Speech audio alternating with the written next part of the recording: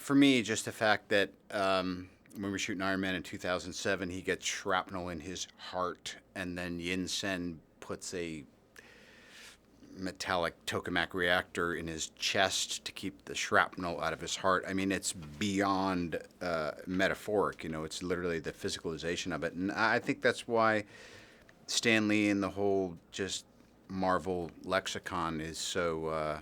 It's you know, you still got Thor and Hulk and these other things, but at the heart of it, these are all they're just these archetypes of kind of broken people.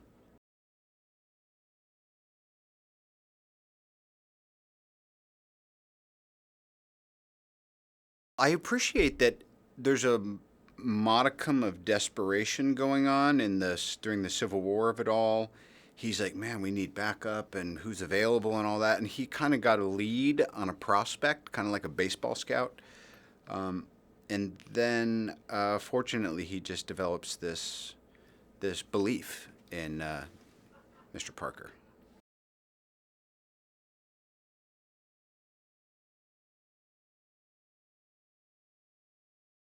First of all, Tony is unlike many superheroes. He's been in a committed relationship for some time, but just like if you have a nice wife, she'll say, "Oh, you can flirt, just don't do anything about it." And I really wanted to play that up because the Aunt May was remarkably different previously, and I've known Marissa for a long time, and she's just a perfect. Uh, you look at the way that Spider-Man: Homecoming is cast; it tells you everything you need to know about what a fresh start this franchise is getting.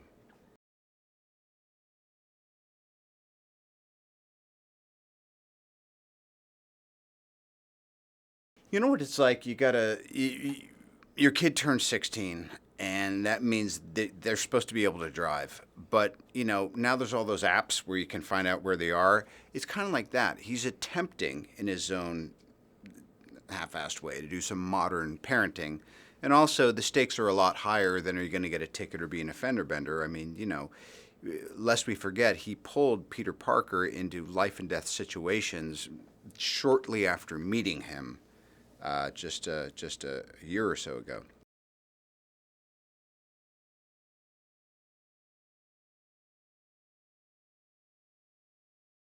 He's self-aware enough to know that he might not be making the right decisions, but you do what you can, and he's a lot more personable than he used to be.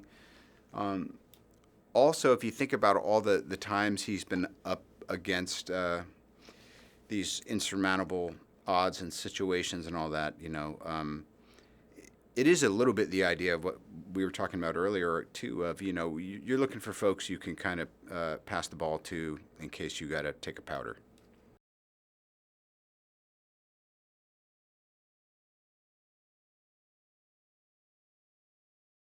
In a way, I think Tony looks at him as, wow, this is a really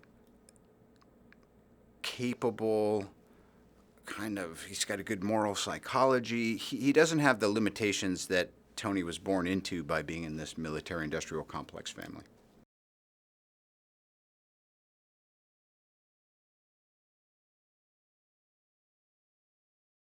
This movie is really fun. It's really well conceived. It's highly entertaining. It takes full advantage of all of the possibilities that you would hope a new iteration of Spider-Man would have. It really delivers.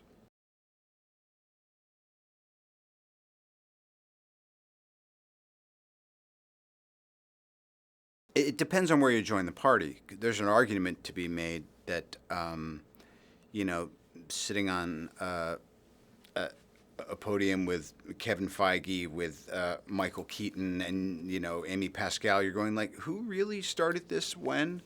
It's just something that generationally speaking, it just kind of it seems to still have legs, and I say that as a huge fan of the Spider-Man comics, and it's Peter Parker that introduced me to this universe to begin with. So for me, it's a homecoming.